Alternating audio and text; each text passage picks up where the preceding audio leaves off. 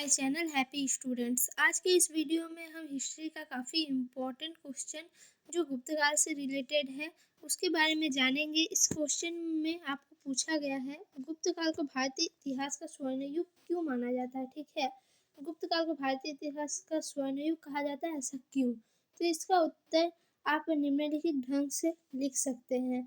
देखिए, गुप्त काल को भारतीय इतिहास का स्वर्ण युग माना जाता है। इसे भारतीय संस्कृति के प्रचार, धार्मिक, आर्थिक समृद्धि तथा शासन व्यवस्था की स्थापना के काल के रूप में जाना जाता है। ठीक है, इस काल को स्वर्ण युग मानने के क्या क्या कारण है? तो इस समय भारतीय संस्कृति का प्रचार प्रसार, धार्मिक, आर्थिक और समृद्धि का काल था और इसमें शासन व्यवस्था का स्थापना का काल काफ़ी महत्वपूर्ण था। ठीक है, मूर्ति कला के क्षेत्र में देखें तो भरहुत, अमरावती, सांची तथा मथुरा कला की मूर्तियों में कुषाण कालीन प्रतीकों तथा आरंभिक मध्यकालीन युग की नग्नता के मध्य अच्छे संश्लेषण तथा जीवंतता का श्रेष्ठ उदाहरण प्रस्तुत करता है। क्या था आपका इस समय में मूर्ति कला में? मूर्ति कला में इस समय जैसे भरहुत, अमरावती, सांची, ठीक है, इन सब जगहों में, मथुरा में क्या हुआ, मूर्ति कला का काफ़ी अच्छा उदाहरण देखने को मिला, जो कि कुषाण कालीन प्रतीकों और आरंभिक मध्यकालीन युग की मूर्ति कला से काफ़ी उच्च श्रेणी की मानी जाती है। नेक्स्ट है इसका जो आ जाएगा उसमें स्थापत्य कला। तो स्थापत्य कला के क्षेत्र में देवगढ़ का दशावतार मंदिर, भूमरा का शिव मंदिर और सांची का उत्कृष्ट स्तूपों का निर्माण। ठीक है, स्थापत्य में भी देवगढ़ का जो दशावतार मंदिर है वो काफ़ी देखने में अच्छा है। भूमरा का शिव मंदिर और सांची के उत्कृष्ट स्तूप, इसमें काफ़ी कठिन कारीगरी किया गया था, जो अन्य काल के मुकाबले में इस काल के स्थापत्य में सबसे जटिल संरचना थी। चित्रकला के क्षेत्र में भी उन्नति हुआ था, जिसमें अजंता, एलोरा, बाकी गुफाओं में की गई चित्रकारी इसके प्रमुख उदाहरण है। ठीक है, इसी समय अजंता, एलोरा और बाकी गुफाओं में चित्रकारी को बनाया गया था, तो ये भी उस काल के लिए काफ़ी एक उत्कर्ष का समय था।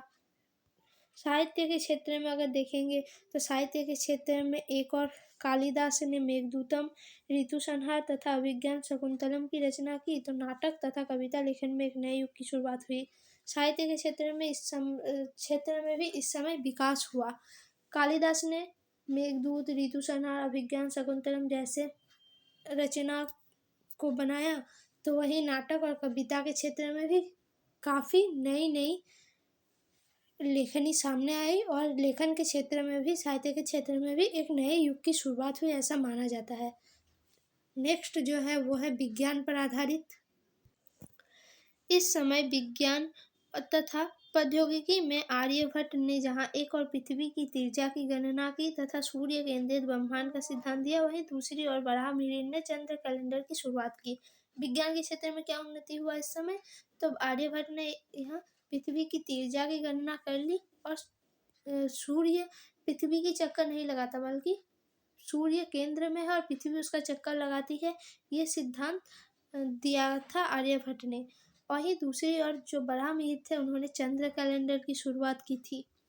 नेक्स्ट इसका पॉइंट है, देखिए इसमें आप लास्ट में ये लिख के छोड़ सकते हैं कि गुप्त काल में विज्ञान प्रौद्योगिकी से लेकर साहित्य, स्थापत्य, मूर्तिकला के क्षेत्र में नए प्रतिमानों की स्थापना की गई, जिससे यह काल भारतीय इतिहास में स्वर्ण युग के रूप में जाना गया। सच में, क्योंकि इस काल में देखिए आपका विज्ञान, प्रौद्योगिकी, साहित्य, स्थापत्य, मूर्तिकला, चित्रकला सभी क्षेत्र में नए प्रतिमान की स्थापना की गई, इसीलिए इसे गुप्त काल को भारतीय इतिहास में स्वर्ण युग के रूप में जाना जाता है। यही कारण है कि इससे भारतीय इतिहास का स्वर्ण युग कहा भी जाता है। तो ये वीडियो आपको कैसा लगा कमेंट में ज़रूर बताइए। साथ ही अगर आपने अभी तक चैनल को अगर सब्सक्राइब नहीं किया तो प्लीज़ चैनल को सब्सक्राइब कीजिए, वीडियो को लाइक, कमेंट, शेयर ज़रूर करें और अधिक जानकारी के लिए आप हमारे फेसबुक पेज को भी फॉलो कर सकते हैं। धन्यवाद।